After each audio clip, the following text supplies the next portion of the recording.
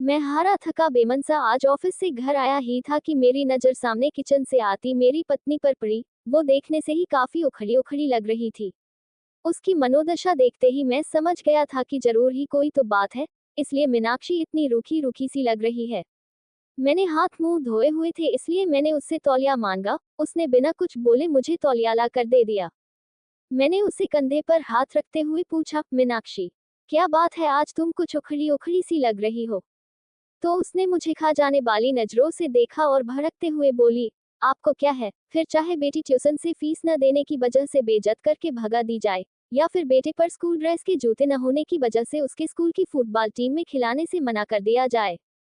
विस्मयादिबोधक चिन्ह, आपको क्या, आपको तो बस सुबह 9 बजे जाने और शाम को 8 आने और फिर चद्दर तान के सो जाने के अलावा एक पल की भी चिंता नहीं है।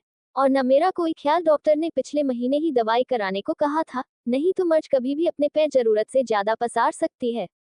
विस्मयादिबोधक चिन्ह, कभी तुमने ध्यान से देखा है मेरे चेहरे की ओर, ये झुर्रियां, बेउम्र पकते हुए बाल, जवानी में ही बुढ़िया बनती जा रही हूँ।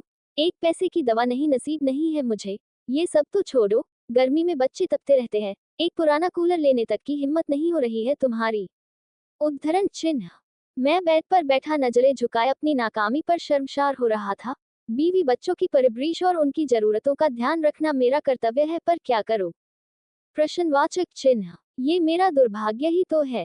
कहने को तो देश तरक्की कर रहा है, लोग खुश है, पर मैं कैसे कह पाऊं कि मैं बढ़ती महंगाई और बेरोजगारी की वजह से दिन ब दिन जरूरतों के बोझ तले दबता जा रहा हूं।